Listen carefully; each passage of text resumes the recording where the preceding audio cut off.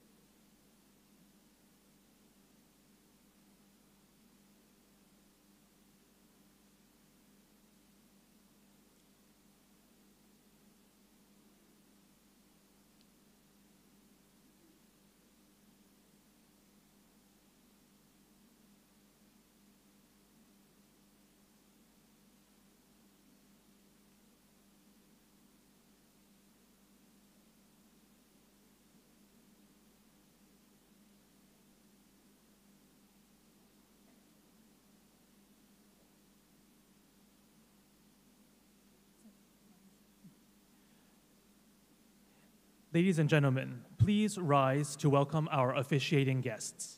请各位起立，欢迎主礼嘉宾。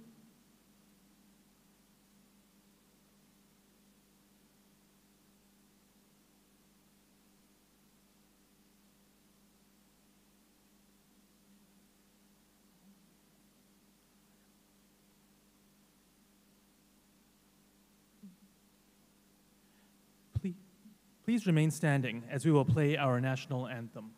请肃立，奏国歌。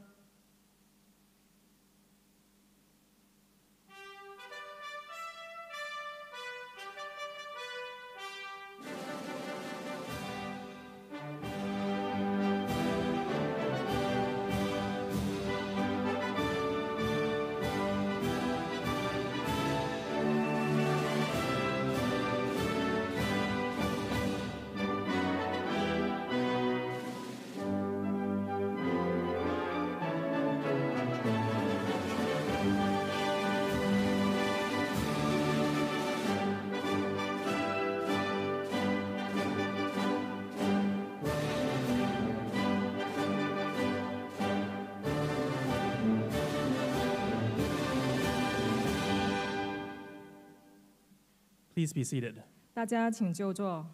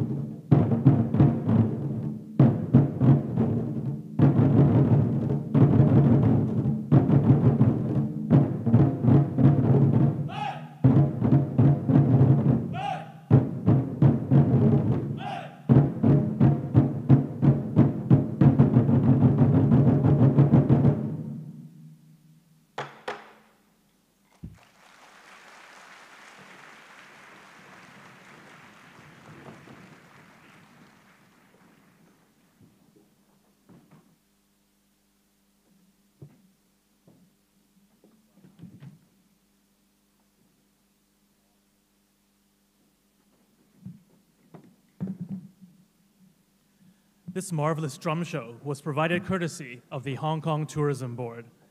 There are some 6,700 delegates at this convention, including 24 speakers from overseas and mainland China, and 104 local speakers.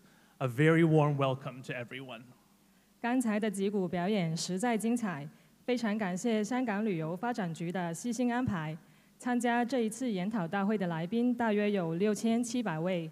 包括24位来自海外和中国内地的演讲嘉宾，104位本地演讲嘉宾，大湾区医疗人才交流计划的广东省医护人员，还有我们医管局的同事，热烈欢迎各位。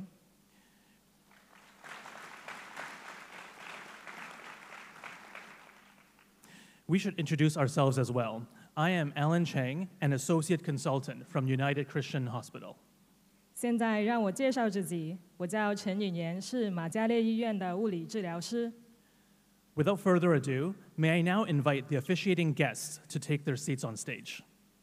现在请医院管理局主席范鸿龄先生和行政总裁高拔陞医生陪同中华人民共和国国家卫生健康委员会党组成员、国家中医药管理局党组书记余艷红教授、香港特别行政区政府政务司司长陈国基先生和医务卫生局局长卢宠茂教授上台就座。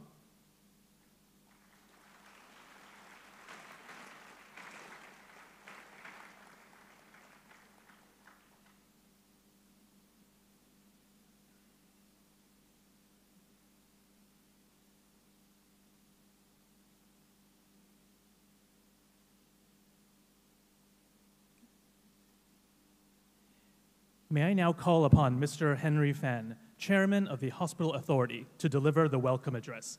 Mr. Fan, please. 现在请医院管理局主席范鸿龄先生致欢迎词。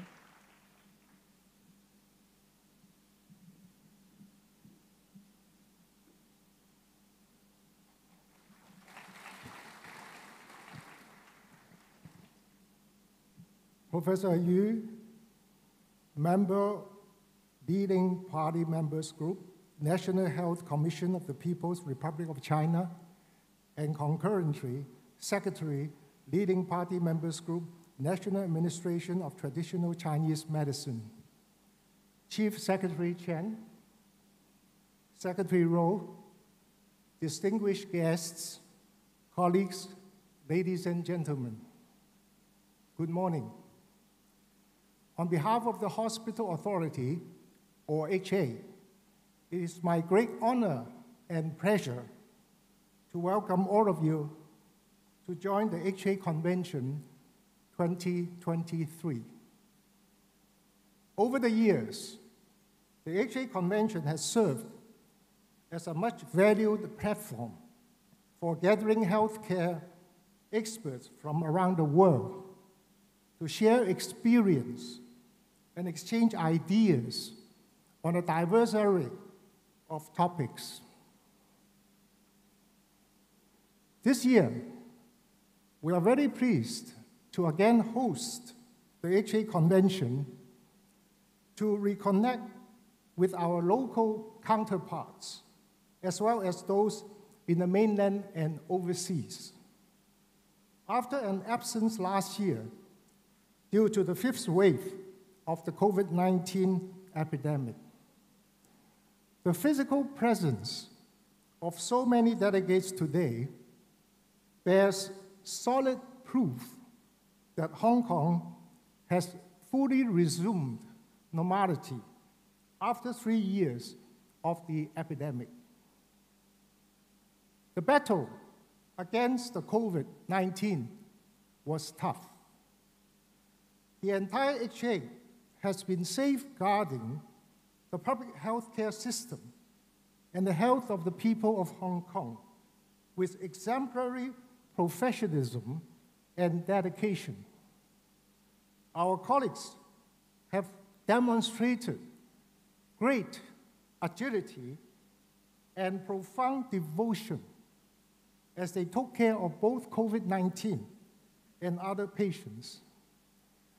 I am deeply indebted to all colleagues of HA for their selfless and noble contribution enabling us to weather waves of outbreaks and finally moving steadily forward along the path to normality.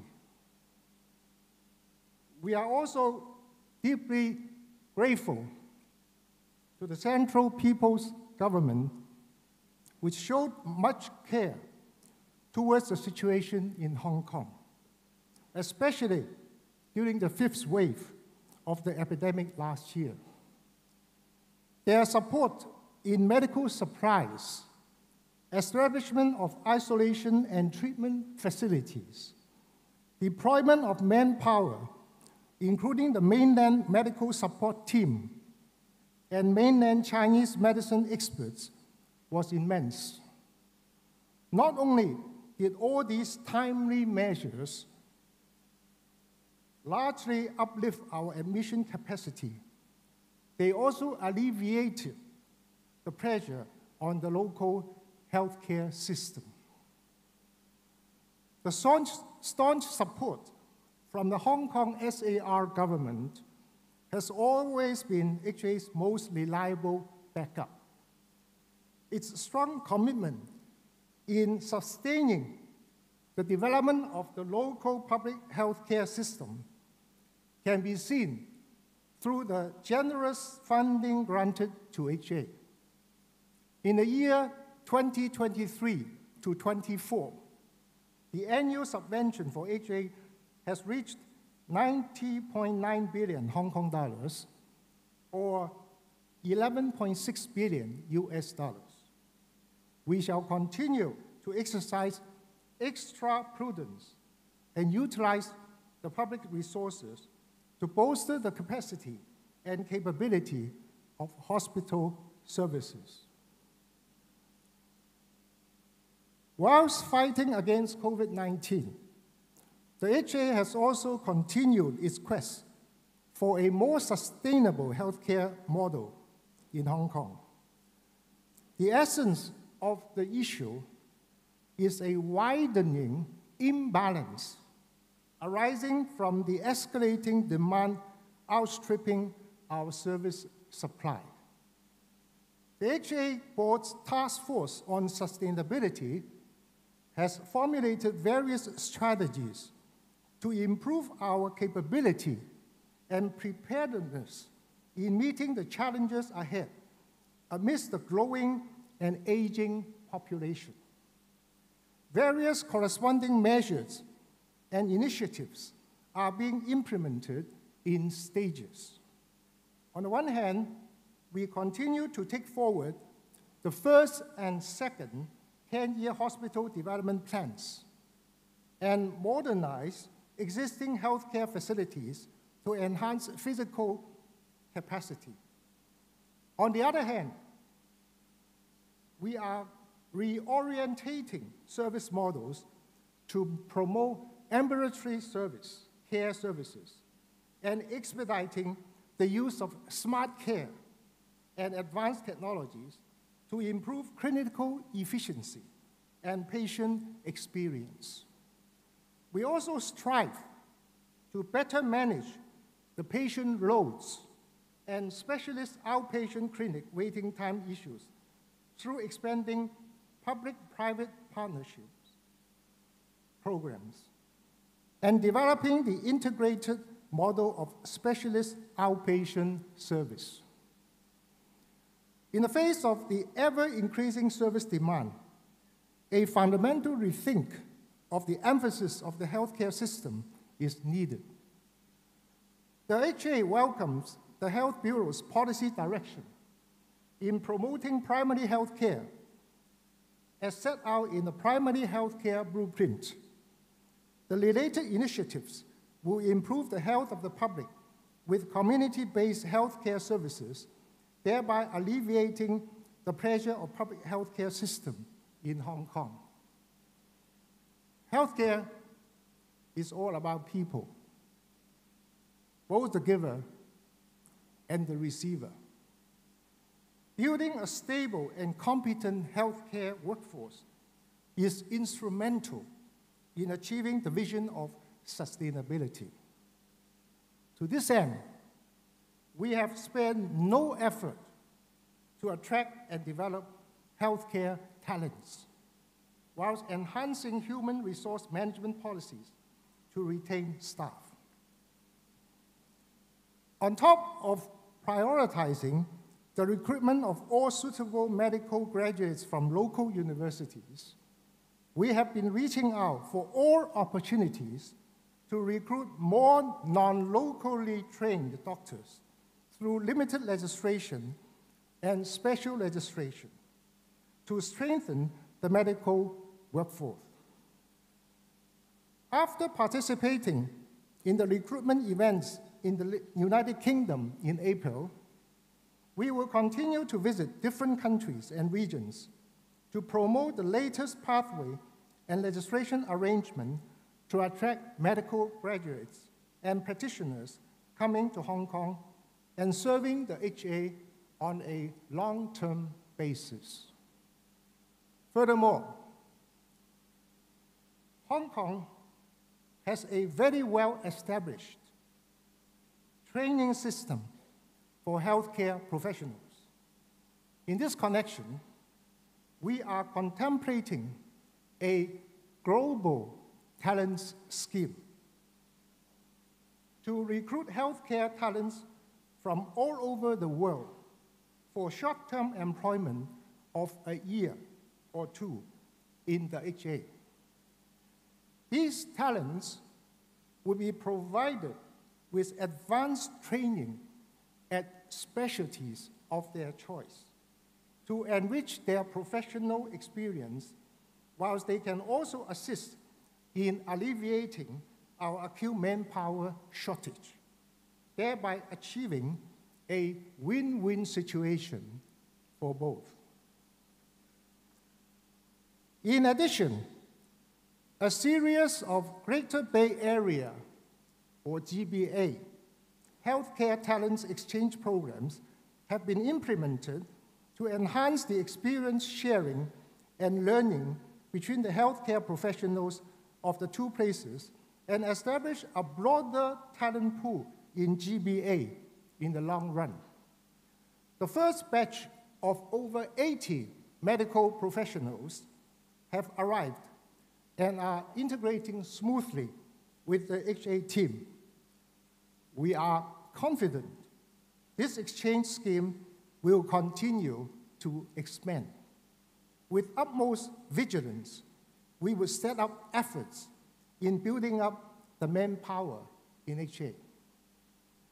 Last but not the least, in this two-day conference, more than 100 distinguished speakers gathered to share views, findings, and experiences on a wider range of topics covering healthcare in the era of data, genetics and genomics, hospital redevelopment, Chinese medicine, and more. I'm confident that with the illuminating sharing, we shall all gain some new information and insights which contribute to the development of a more sustainable and comprehensive healthcare system. I would like to take this opportunity to thank Professor Yu, Chief Secretary Chen, and Secretary Lo for taking time out of their busy schedules to join us today. Your honored presence has graced the HA Convention. May I invite you to a round of applause for our guests of honor.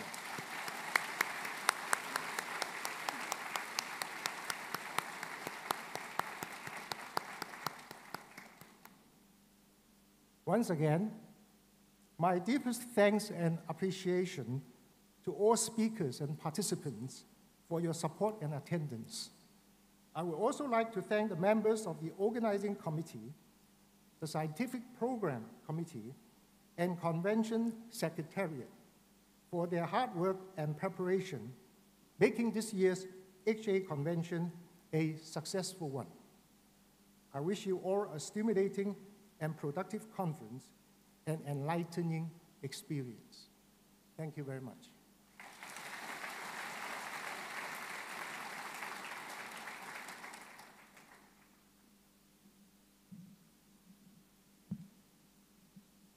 谢谢范主席。现在恭请国家卫生健康委员会党组成员、国家中医药管理局党组书记余艷红教授给大会致贺词。Thank you, Mr. Fan.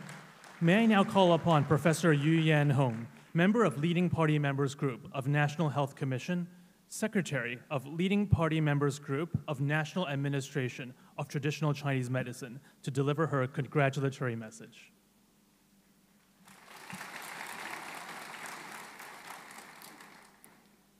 尊敬的香港特区政务司陈国基司长、医务卫生局局长卢宠茂教授、医院管理局董事局主席范鸿龄先生、女士们、先生们、来宾朋友们，上午好！很高兴应邀出席香港医院管理局研讨大会，与各位新老朋友相聚在美丽的东方之珠香港，受国家卫生健康委主任马晓伟先生委托，我谨代表国家卫生健康委和国家中医药管理局，向大会的召开表示热烈祝贺，向出席会议的各位代表及香港医院管理局的全体同仁致以诚挚的问候。2018年以来的5年，是国家卫生健康工作机遇最大、挑战也是最大的5年。5年来，我们坚定不移深化改革，加快分级诊疗制度建设，初步实现了就医秩序的分级、分层、分流。公立医院进入高质量发展阶段，历史性解决群众因病致贫返贫问题。基层医疗卫生服务体系进一步健全，我们落实预防为主、共建共享，卫生健康工作由治病为中心向人民健康为中心，如期完成健康中国行动阶段性目标。我们以能力建设为重点，稳步推进法治建设、人才建设和能力创新。医疗卫生服务能力持续提升，中医药传承创新发展迈出坚实步伐，建立起融预防、医疗、康复于一体的中医药服务体系，社区卫生服务中心、乡镇卫生院、中医馆普遍建立，中医药可及性和服务能力极大提升。3年新冠疫情防控的实践证明，中西结合、中西药并用作为我国疫情防控的一大特色和亮点，为取得疫情防控重大决定性胜利，创造人类文明历史上人口大国成功走出疫情大流行的奇迹，做出了重要贡献。2023年是全面贯彻落实党的20大精神的开局之年。习近平总书记在党的20大报告中强调，人民健康是民族昌盛和国家昌盛的重要标志，把保障人民健康放在优先发展的战略位置。2023年，国家卫生健康委将突出医改重点领域和关键环节，加快推进公立医院高质量发展，将国家医学中心和国家区域医疗中心建设作为深化医改的实验田，建立与其相适应的体制机制，稳步推进紧密型城市医疗集团和县域医共体运行机制建设，完善公益性为导向的公立医院运行机制，着力提升医疗卫生服务水平，全面加强基层卫生健康管理，加强中医药服务体系和内涵建设，坚持中医院信中的定位和特色，促进中医药优质资源提质扩容和均衡布局，加大重大疑难疾病、传染病、慢性病等中西医联合攻关，全面提升医疗质量，增加优质服务供给。女士们、先生们，自上世纪90年代起，香港医院管理局就搭建起香港医院管理局研讨大会这一重要平台，共同探讨国际医疗服务发展前瞻性议题。各方代表为增进各国各地区的民众健康福祉，齐聚一堂，信息共享，坦诚交流，凝聚共识，影响广泛。我愿借此机会提3点建议：一是继续保持两地机制性交往，充分利用内地与港澳卫生高层联席会议等平台，就共同关心的议题共谋发展，积极开展两地医疗卫生界同仁互访交流。二是深化粤港澳大湾区医疗卫生合作，支持粤港澳大湾区在医疗卫生领域各类先行先试政策，建设粤港澳大湾区医药卫生高地和中医药高地，支持香港建设首家中医医院和政府中药检测中心，鼓励香港医师到内地执业办医，在港深两地跨境就医，医院评审标准，培养国际化专科医生，培训高级中医临床人才等方面持续改革创新。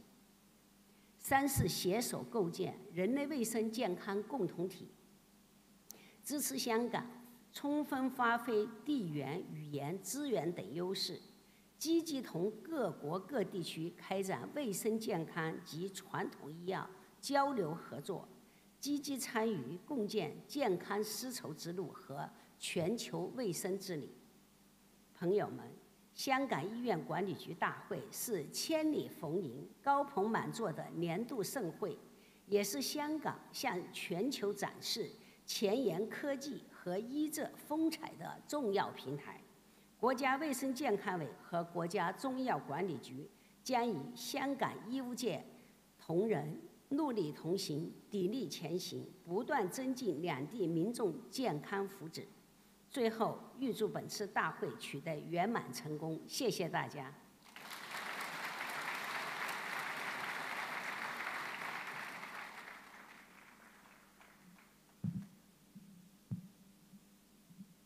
谢谢余书记。现在恭请香港特别行政区政府政务司司长陈国基先生致辞。Thank you, Professor Yu. May I now call upon Mr. K.K. Chen, the Chief Secretary for Administration of the Government of the Hong Kong Special Administrative Region, to deliver his special address.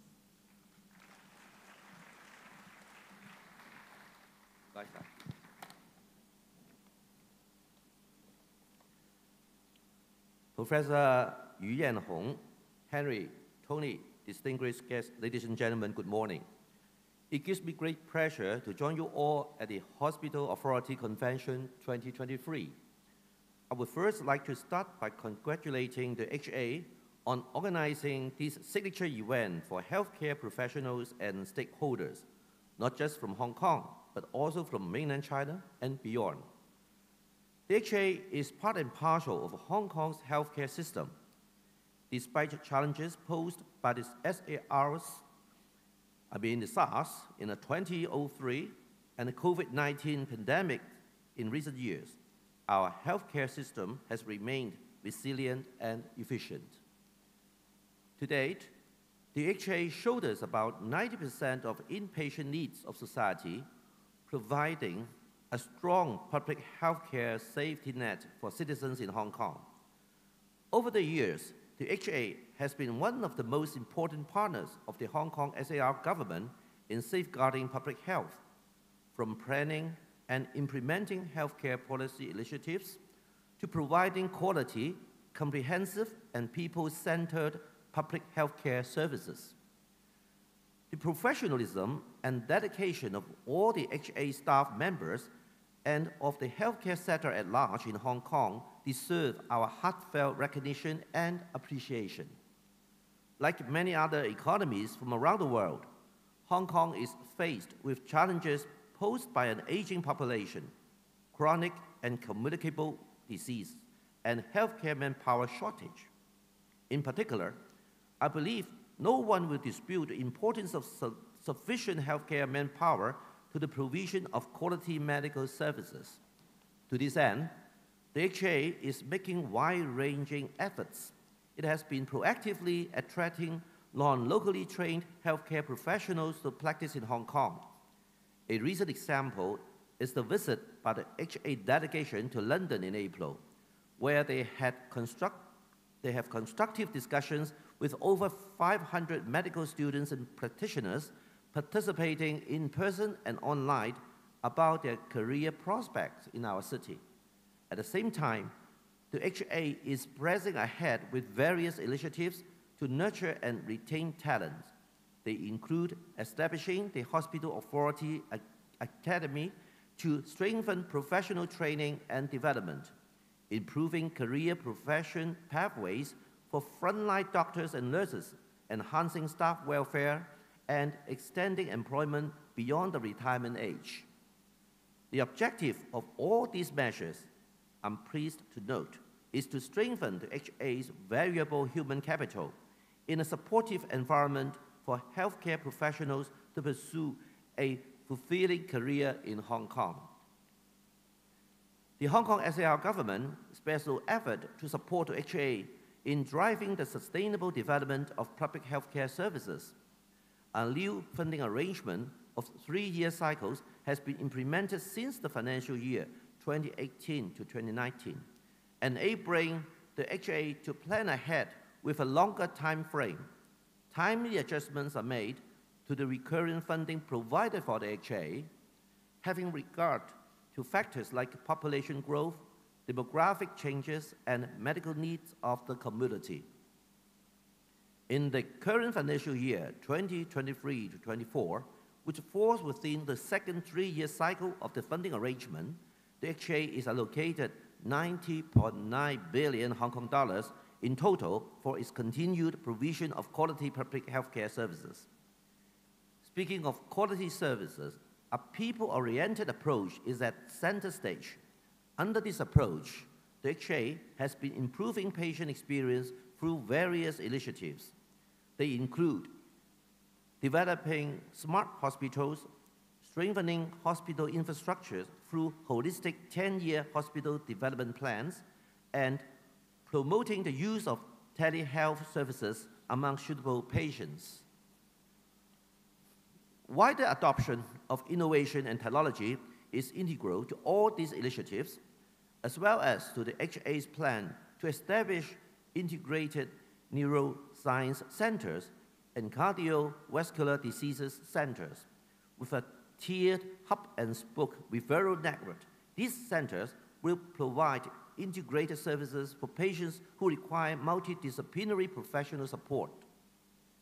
Ladies and gentlemen, the HA Convention this year will provide an excellent platform for healthcare professionals and stakeholders with different backgrounds to share latest findings, explore new ideas, and promote research collaborations. The various symbolisms, masterclasses, and presentations alike will make the convention's 2-day program one of the most comprehensive ever. I would also like to give a special mention to the annual award ceremony of the HA's outstanding staff and teams, as well as youth achievers. Each and every one of these, they deserve our commendation for their hard work and tremendous contribution. As Hong Kong has resumed full normality after 3 years of the pandemic, we're most determined than ever to work towards the goal of healthcare sustainability. It's all the more important for us to have occasions like this convention to foster intellectual exchange of insights and experiences. On that note, I wish you all an inspiring and fruitful convention, and for our guests and participants coming from around the world, my warmest hello to you too. I'm sure you will have a most rewarding stay here in Hong Kong. Thank you very much.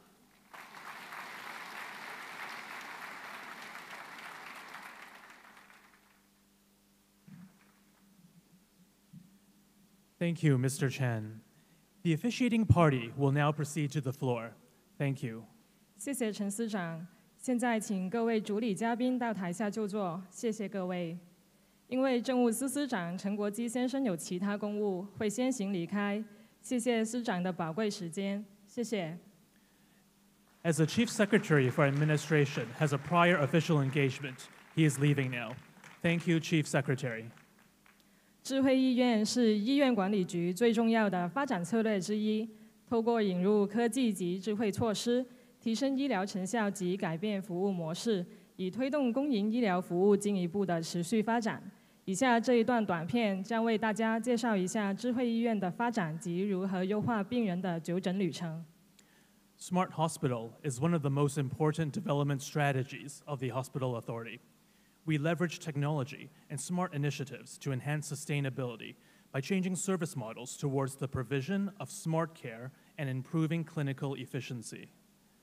To provide an overview of the Smart Hospital initiatives, we have produced a video to show how technology enhances patients' journeys. Let's now watch it.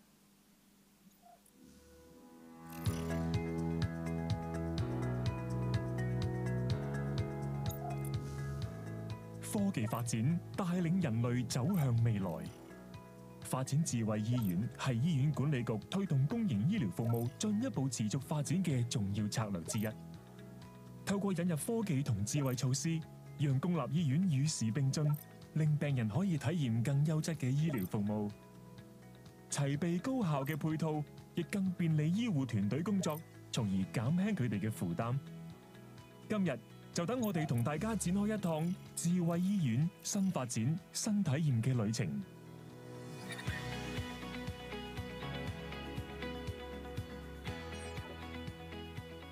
求診係旅途嘅首站，我哋融入科技元素，完善診症體驗。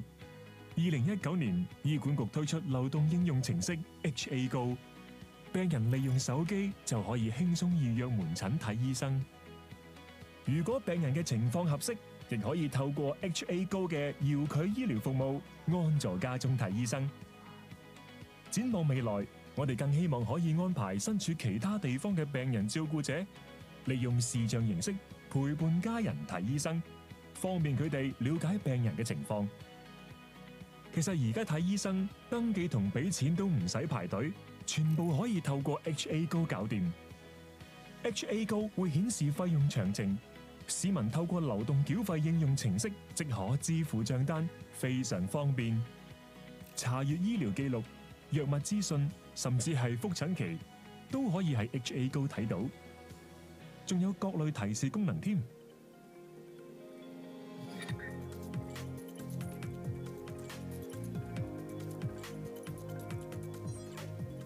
去到下一站，當病人需要住院或接受手術，我哋亦運用科技為病人同佢哋嘅屋企人提供快捷、安心嘅服務。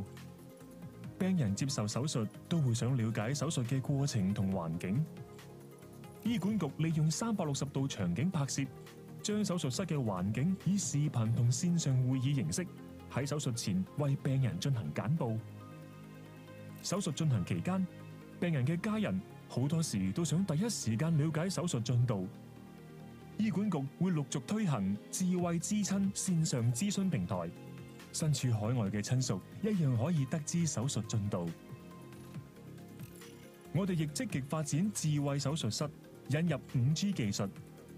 手術室內外嘅醫生可以透過高清畫面溝通，實時監察及指導手術，提升成效。另外，手術室協調中心可以將平日人手密集嘅流程同管理自動化，增加工作效率。病人住院期間，醫護人員都會使用電子化設備，更準確咁監察病人嘅身體狀況及康復進度。喺日常物流方面，醫院裏面更加有一班智慧好員工，由大堂查詢，喺病房內外運送物資、巡邏同埋清潔。呢班機械人同事負責唔同崗位，真係好幫到手。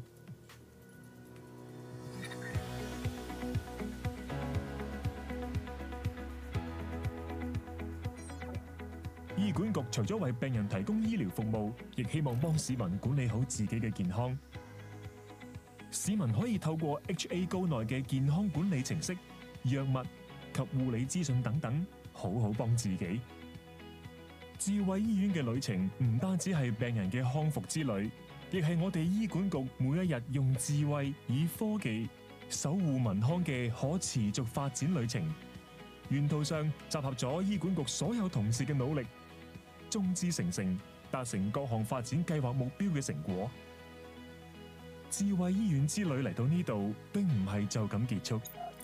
未來我哋會繼續引入更多智慧醫療元素，包括人工智能、大數據等，陸續推行各項先進配套，去完善不同嘅服務，進一步將服務使用者同佢哋嘅照顧者以及我哋嘅醫護人員聯繫起嚟，締造一個更完善嘅醫療環境，以智慧守護市民健康。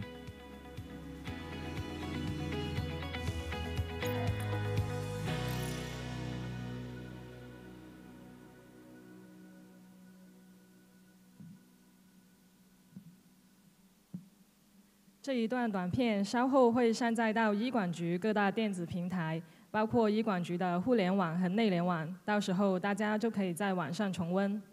That was a nice video. Later on, we will upload the video onto HA's various electronic platforms, including the intranet and internet websites. You can watch it again. We shall now continue with the rest of the opening ceremony. May I now call upon Dr. Tony Ko, Chief Executive of the Hospital Authority, to deliver his keynote address. Dr. Ko, please. 各位來賓，開幕典禮繼續進行。現在請醫院管理局行政總裁高拔陞醫生致辭。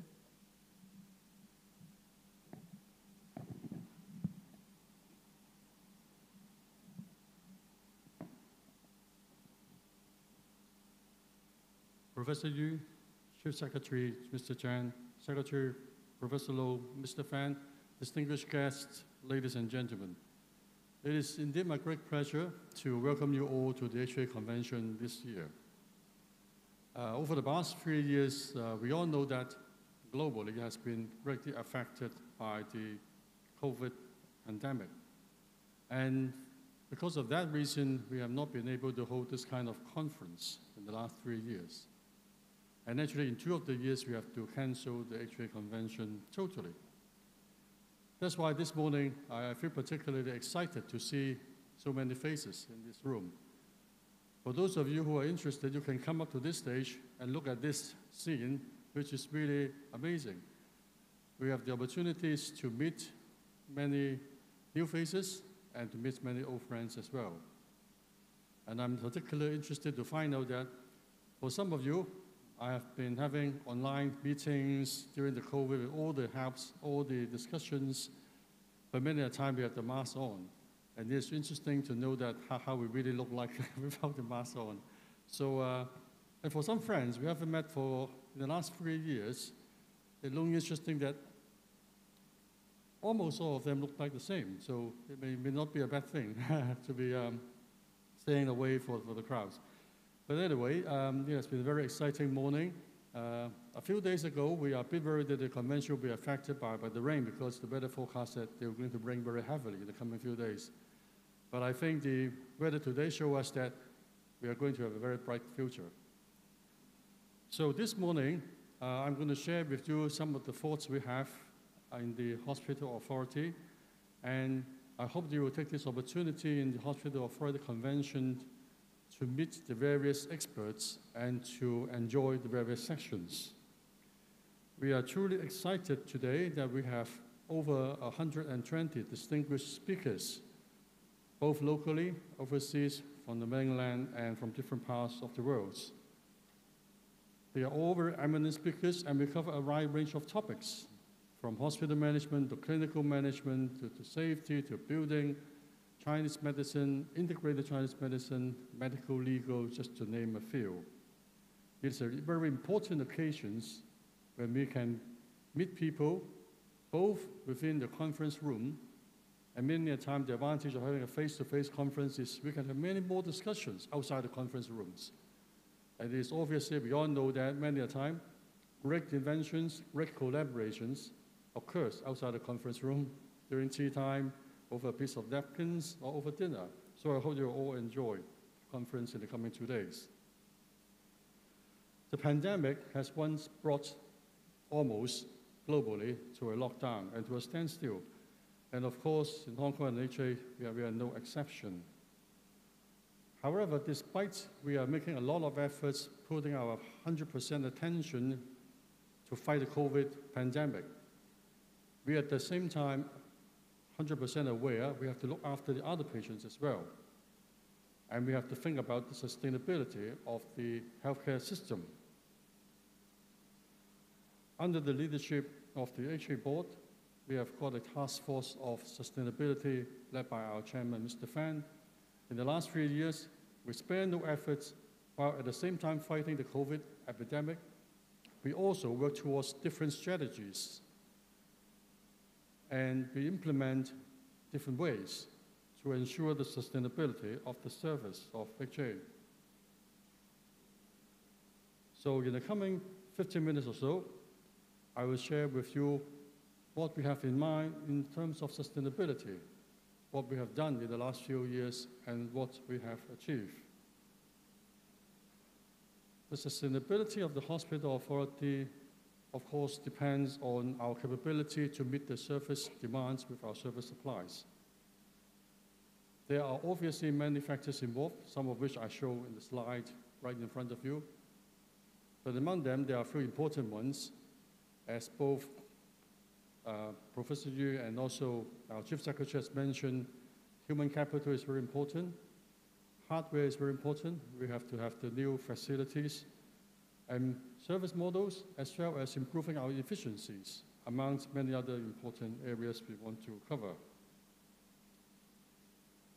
In terms of human capital, we have been doing different things to enhance our capability.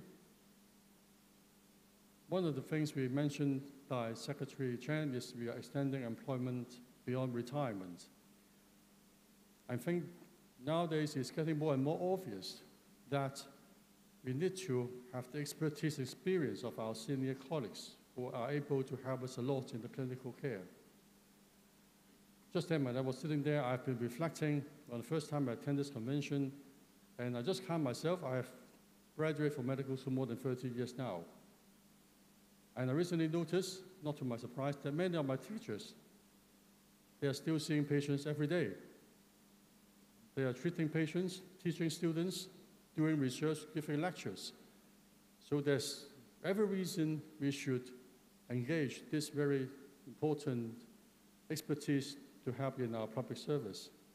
Of course, there are different measures we have been doing, like recruiting non-locally trained doctors, getting career progressions for our colleagues, more promotion opportunities, etc. These are all very important. And one of the highlights of our retention strategies is, of course, the enhanced home loan interest subsidy scheme. This is a scheme which we support our colleagues with low-interest home loans assistance so that they can have the ability to purchase their own property with self-occupation. We just launched a program at the late 2022, and so far we have been receiving very encouraging response. Many colleagues asked about details of the programs, and despite only rolling out for a few months, we already received more than 1,100 applications. Apart from human capitals, we of course have to modernize the whole HA, modernize our hospitals, and we have to have an integrated planning.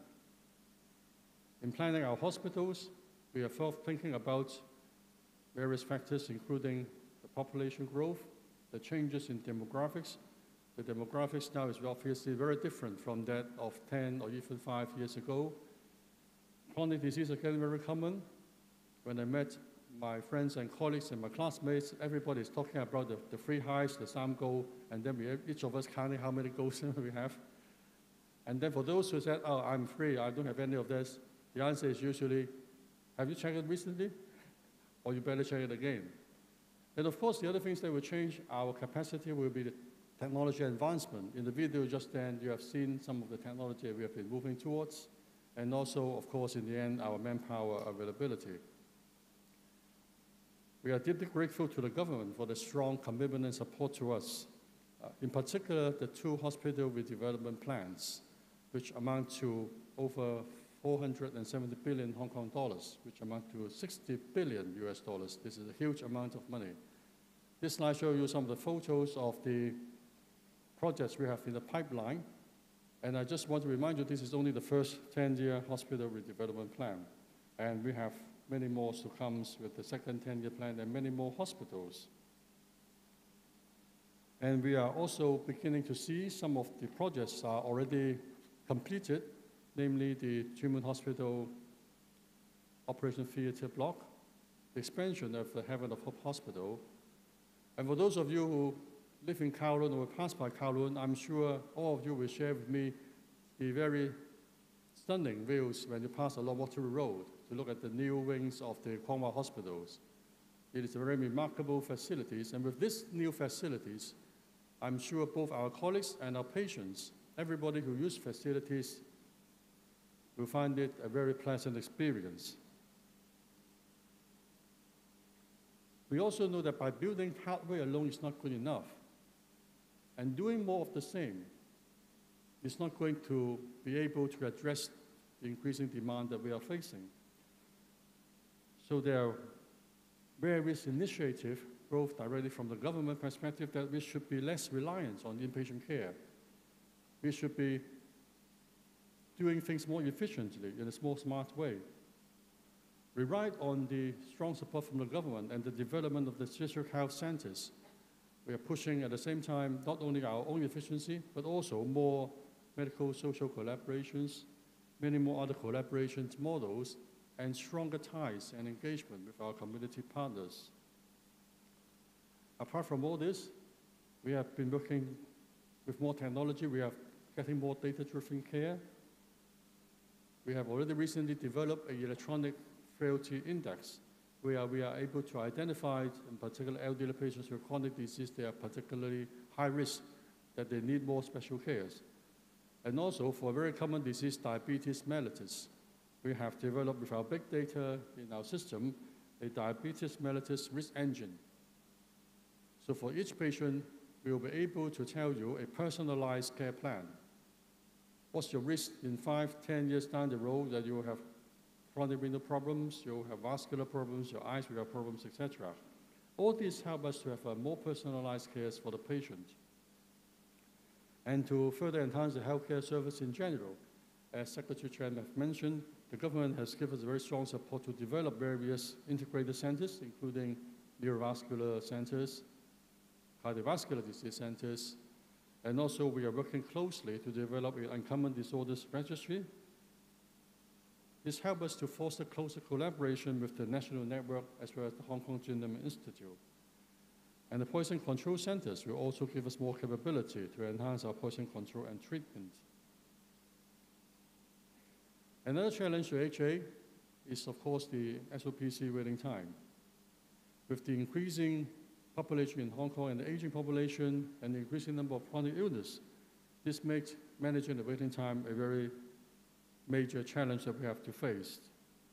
Under the guidance of the task group on sustainability, a lot of work has been done, and we are making different measures and ways to enhance our gatekeeping capability on referrals, how we manage the demands, as well as how we ensure that the cases who are being properly assessed will be able to take care of in the primary care sectors. So basically, we are different prongs approach. In the middle cylinder, which is a schematic diagram showing how the patient flow will be like, is our capability to see more patients. But from these 3 cylinders, you'll know that just if improving the efficiency within HA is not good enough. We need to manage the influx as well as the discharge of the patients. Different initiatives have been implemented, both upstream, midstream, and downstream. And obviously, in the midstream, within HA, we are putting every effort to increase our capacity, increase our efficiency. But very importantly, I want to go to the upstream, that is on the referral mechanisms, the gatekeeping, which tally very well with what the government is now proposing, the primary care model. And of course, To manage downstream, one of the tools that we need to do is the public-private partnership programs. So we hope that we can have a stronger primary care, a family doctor's concept, because obviously in many different parts of the world, we all know that primary care is the most cost-effective and efficient way of providing care to the patients. It's more convenience, more personalized, good communication, of course, reduced costs. The local audience are very familiar with this diagram and the figures. We have obviously an imbalance in the healthcare system in Hong Kong, where 90% of the secondary and tertiary care are relied on the public service. However, in terms of the medical manpower, it's almost a 50-50 split between the public and private sectors. So there's every reason that we should make this more balanced. Over the past 3 years, we took the opportunities of the COVID pandemic and rolled out many different public-private partnership programs, which I'm glad to say that has given many new insights and many successes. Some of the examples will be those we have been transferring many patients to the private sectors, in particular during the COVID pandemic, and also our colleagues in the private sector has been helping us to take up many of the teleconsultations, the COVID telemedicine, which many of you are probably familiar. And for that, we are very thankful to the great support from the government and also from our colleagues in the private sectors. I think these two programs are some of the very successful programs that help us in the hospital authority able to manage the huge demand, in particular during the fifth wave. And also, as we are going to resume normalcy with the control of the COVID epidemic, we are looking into new ways of doing the PPP. One of the important initiatives by the government will be the development of the chronic disease co-care schemes, which the hospital authorities is obviously 100% supporting and also working very closely with the primary care office, with the bureau, and also with our private sector's colleagues. Because we know that tapping on not only the specialist skills within the private sector is important, but probably even more importantly is the primary care capability and the development of the family doctor's concept in the private sectors and also to our communities. In the past few years, we have been also working a lot on developing smart hospital and smart care. Some of them you have seen in the video just then, and I'm sure we have been, because we can't meet face-to-face and travel to overseas conference, we have been meeting people online, and we have been looking around the world what other people are doing. I think many of us have noticed that organizations globally, they are working on different ways, new care deliveries, new care models. Many people use the term disruptive technology to do new things. And within HA, we have been making tremendous efforts to make all this happen. This photo shows you our HA EOC, which is our Emergency Operations Centers, which is a data-driven centers where we collect all the information within a single contact point so that we are able to, despite having 40-something hospitals, we are able to work as one unit in the case of very urgent situations. And also in the past few years, we have developed many smart products or IT products. There are over 68 smart hospital products, which I think in the coming 2 days in the conferences, our colleagues will share with you. We have 4 hospitals command centers, 11 AI products looking into patient safety. We have got AI looking into your X-rays, into your CT brain, into your lab results, and all the new things that our IT people will be able to share with you. And for those of you who have tried our HA Go, will know that every 1 or 2 months, there's something new comes up. It's interesting to try the different new things. So I'm not sure after today they may give you some more new things. So stay tuned and remember to update your version. So that's what we have done in the past few years. What about the future?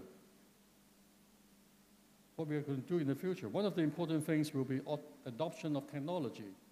Now in the era of technology-driven care, I think technology is the centerpiece of the care, of the healthcare. We can't do it in the old ways. But very importantly, technology alone will not going to solve every problems. Healthcare is a people care. We always need to involve people. And as a people-first organization, the HA is shaping our sustainability, our sustainable future of quality care by developing a workforce a workforce that is able to work in the new era. And we know that we are facing a very different workforce when we are, say, 5 to 10 years ago. So first of all, I want to share with you what we are doing in terms of adoption of technology and digitalizations. And of course, digitalization is just a slogan, an empty slogan, if it's just talking and talking and nothing happens. So moving towards digitalizations, we are adopting broader use of artificial intelligence, machine learnings, all these different technologies that enable our colleagues to concentrate the effort and the clinical time to other tasks of higher priorities. In this screen, you can see the various different models we have been using. We have been using the robots, we are doing with AI, we are doing all the different new things that has been happening both inside the theater, in the ward, and in the outpatient settings. This is another photo showing you some of the technology we're using. We have been using AI to read chest X-ray, CT spring, and the one in the middle is one of our hospital control centers. In the hospital command centers in the past, we are thinking of using all this data so that we can move patients around quickly, more efficient. But recently, we are moving towards more clinical models. Some of our clinicians, they are now able to use their tablets, the mini tablets in the pockets, to look at what's happening in the wards, even when they return home in the evening. I can see many familiar faces in the audience and many of my teachers. I recall in the old days, after an operation and after seeing a patient, we are often very worried. Either you call the nurses in the phone and call the on-call medical officers, oh, what's happening to bed number, whatever, what's the lab results, how's the drains like, how the blood pressure is like. Or you can go back to the hospital to look at the patients. But now you can do all this with the hospital command center. We are piloting in very different units. The clinicians can literally, after the operation, have dinner at home, go home, and then at 9, 10, 11, whatever time you like, take out the tablets and check the vital signs of the patient, check the lab results of the patient, or even the image. All this will greatly enhance not only the efficiency, but also the safety. And very importantly, I think our colleagues think that they are spending time, or their precious time, in the real clinical work, rather than spending time traveling around to and through from the hospitals. The other important adoption of telehealth is through our HA Go. For those of you who have been working in HA for a number of years, will know that actually we have introduced telemedicine, at least, if I can remember correctly, for more than 2 decades. I recall when we first do telemedicine, it's really through the geriatric outreach services. In those days, we tried to see patients with 2 cameras, one in the hospitals and one in the OH home. And I also remember at that time, it's not uncommon that the nurses in the OH home tell us, oh, a patient with a rash, doctor, go come and see the patient. So I see it from telemedicine. And I need a lot of imagination at that time to appreciate the color is actually red, because many times the screen looks like blue or even purple. But of course, it's all very different now. Now with the HA Go, with our digital front door services, with all the high definition cameras, the whatever number of pixels you can like, the pictures look very real, and you can even do auscultation, do a lot of things to assess your patients. So telemedicine has gone really a long way. And not only for doctors, but also for our pharmacists, allied health colleagues, they are a very efficient way of delivering the services to our patients. And while we are pushing more and more this kind of different HA Go apps, in the past, we were a bit worried, can the patient really take it? We have many elderly patients, we have many patients who are well familiar with technology. But of course, in the last 3 years, it changed our thinking as well, because now we know that many elderly patients, they are using smartphones. They do it very well. And I don't know whether we should thank the COVID pandemic, because many of the patients have used our telemedicine service during COVID. So most people can now use it very well. And also patients nowadays, they not just receive information from the doctors or healthcare practitioners. They want to take charge of their health. They want to take care of their healthcare plans. We are also doing a lot of things to empower them in terms of remotely helping them with their own wellness, remotely able to take care of themselves. Just then, before I entered this room, one of my colleagues noticed that I'm actually wearing a smartwatch. And he asked me why you're wearing a smartwatch. I tell him, obviously, that's the purpose of looking smart. But actually, a smartwatch nowadays They can measure your blood pressure, they can measure your pulse rate, even oxygenation. If you wear it overnight, they can check whether you have desaturations. And even recently, a cardiac colleague, he told me that it's not uncommon nowadays, a patient will come to you saying he or she has palpitation and then show her ECG strip to view over the smartphone. In the old days, how we do that is we do a 24-hour ECG monitoring. And it's not uncommon that nothing was found. And sometimes a 24 hours is not enough, we go for 72 hours. But again, nothing was found. But now whenever a patient has got palpitation, he can just put his finger or the smartphone and then they can give you a limb leads, which is extremely useful. You save a lot of time and tell the clinician exactly what is going on. I noticed some of you are picking up your smartphone, but do not send your ECG to us. That's not what we want to say. What we want to say is we are moving towards more advanced technologies. In fact, today we are already happening for more serious patients when we have a pacemaker, when we have a biventricular pacing for cardiac resynchronization therapy, when we have a ICD, the implantable convertible defibrillators. Anything wrong, they will send to the cloud and then send to the clinicians. All this monitoring helps us to look after the serious patient and the patient who need more care of themselves. And even for those patients, if they develop heart failure, fluid retention, signals will come up so that they will know that, oh, I should adjust the diet. I shouldn't eat so many salty food, et cetera, et cetera. So all this capability will be possible with the new technology. And not only we're just holding a separate CMS within the hospital and a separate HA Go with a smartphone, but we are connecting the two together. We are now piloting new programs whereabouts the patients can actually read their own results in the HA Go applications. I don't know why our IT colleagues put this up, but this is obviously a case of anemia we need to work up. I hope this is just a virtual patient and not a real one. But this actually includes a lot of capability.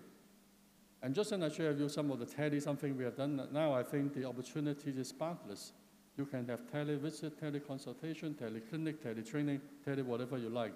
And I think this actually is a disruptive technology. It changed the ways we have been thinking. Doctors no longer sit in the hospitals or sit in the wards alone.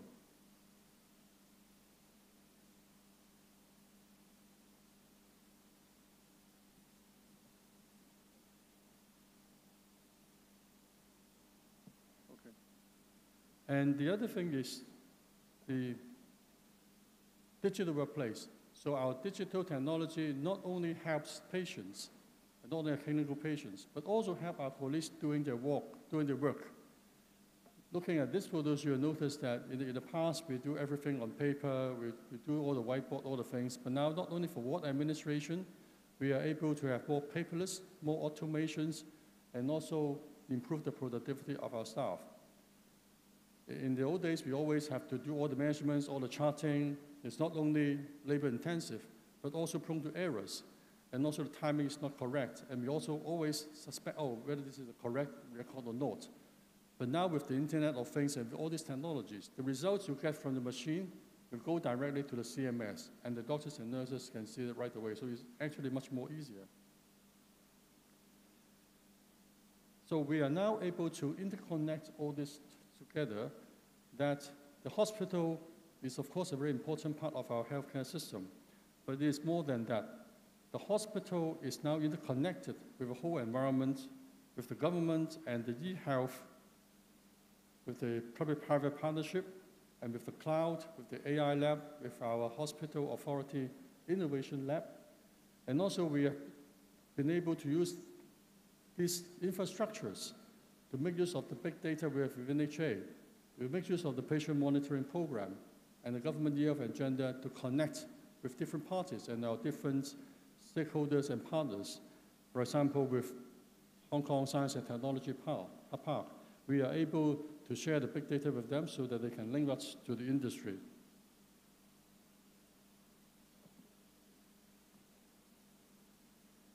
So to make all this happen, technology alone is not going to be enough. We need to have a workforce that are able to work in this new era of technology. The workforce that is more diverse, more cohesive, and also more competent. We are looking for a workforce that have more flexibilities, more possibilities. In the old days, we have the more traditional career and life plan. where our colleagues usually start off with studying, they learn the skills, learn the knowledge, and then they go to work and start a family and then go to retirement. But now, as we see, the retirement has been going longer and longer. People, many doctors, many nurses, they are able to work much, much longer than the normal retirement ages. And it's not uncommon for colleagues that they may want to have a family before they've actually even finished the training and all the things. So we are working towards a more flexible type of employment and also a flexible type of life care plan, because we know these are the type of things our colleagues are looking for. And to address the expectation of our colleagues, we need to be aware that every organization is now facing a very diversified, multi-generation workforce. The younger generations and the more mature generations often think or see things slightly differently. While we hope that they can work together very closely, it's not inevitable there may be tensions around. They may think that differently, the work style may be different, the experience may be different. Only recently I noticed that the medical students nowadays, they don't buy medical textbooks, not like in nowadays, and they don't carry handbooks around. Everything is electronics. And in the past, we are very proud of being able to memorize, oh, it was published in whatever type of journal. Now they don't call that, they just pick up the phone and then everything is in the pocket.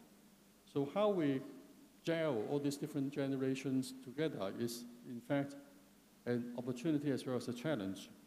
But what we believe is by making the best of all these generations, we are able to achieve more together.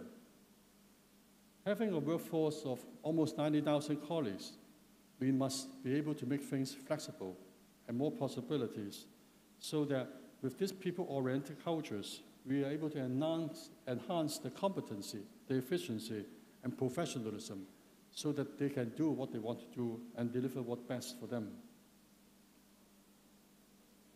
Having such a workforce, we hope that we can work towards a people-oriented, a competent workforce, as well as professionalism.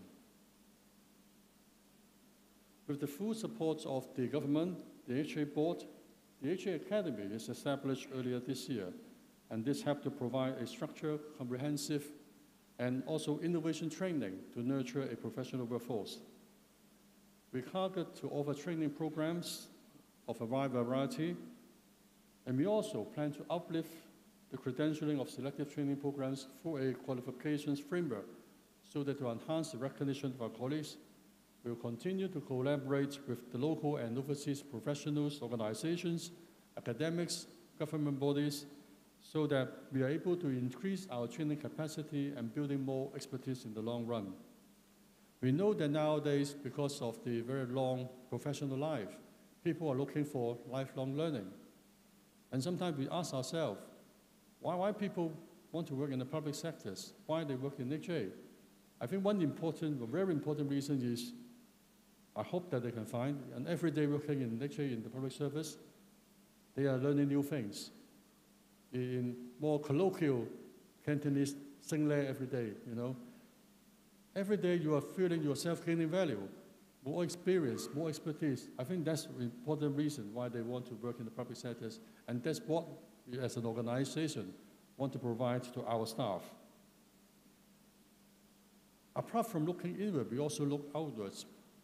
Just as Secretary Chan mentioned, we are looking for more collaborations with partners outside Hong Kong.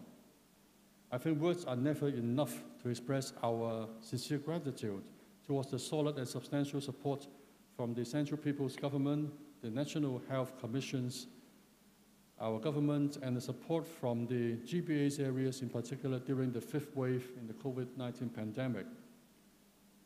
This photo was taken last year, I think, when the mainland support team is about to leave Hong Kong after the successful works. I recall last year when I was standing there talking to them, I say, next year I will invite you to the HA convention so that we can have more exchange and more learning. And I'm very glad to see that this really happens. I'm not really sure last year when I said this, but we are very happy that this year many of the colleagues who have been helping us last year are now coming to us. And more importantly, we have ride on that success and develop a GBA healthcare televisiting programs. Early on, last month, we have 10 experienced doctors from the GBA areas, and also we are planning to have 300 nurses coming to exchange and share their knowledge and training with us as well. And 70 of them has already joined us last month. Apart from Western medicine, we are also putting a lot of effort into the integrated Chinese and Western medicine program. Again, thanks to the support from the mainland authorities, we have got 3 experts in Chinese medicine helping us, 3 visiting scholars, to working on the integrated Chinese medicine program, which, despite they have only started working for a few months, we already see very early success. They have developed very useful clinical protocols, very good interface with our Western medicine colleagues, and even the IT system. I was told that they don't find any difficulties in using the both IT system in Chinese medicine and Western medicine as well. Riding on the government's support to attract more qualified doctors from different parts of the world, we have been actively engaging potential professionals from overseas. In our recent recruitment exercise in London, we have met over 500 medical students and doctors from the UK, from the overseas.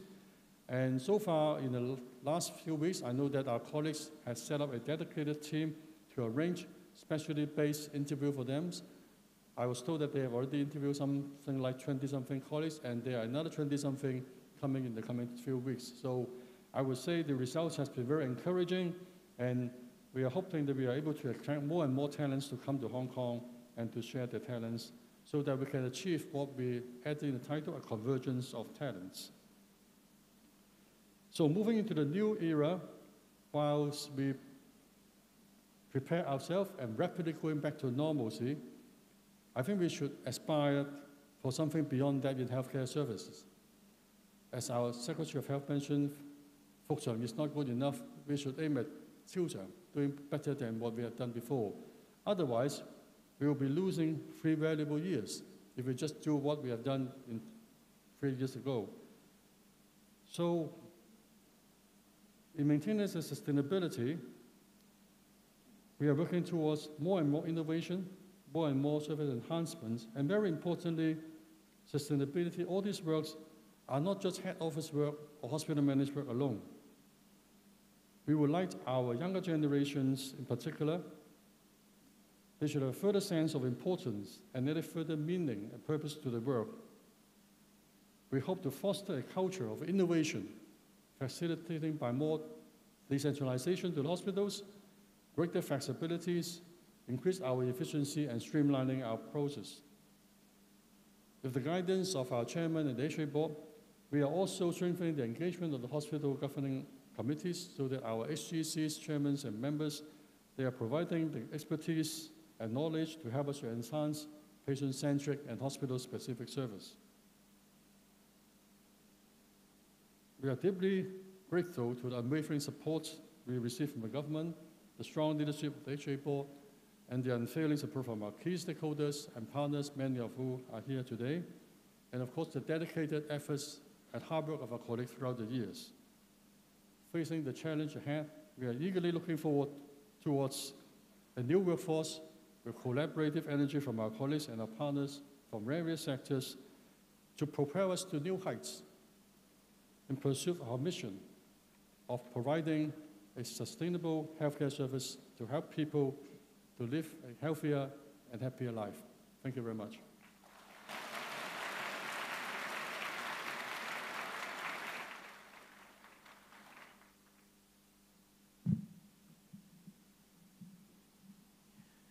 Thank you very much, Dr. Ko. Ladies and gentlemen, the opening ceremony is now coming to an end. 谢谢高医生。各位来宾，2023年医院管理局研讨大会开幕典礼现在圆满结束。Please proceed to the corners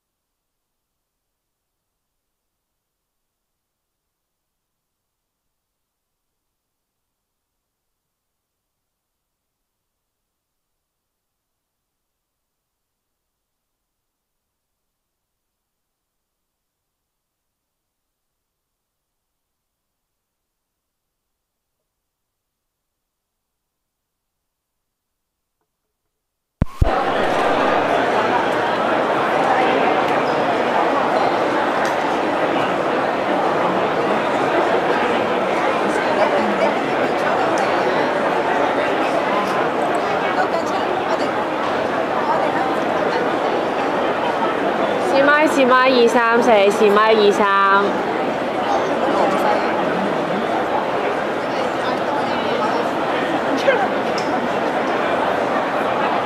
有啊。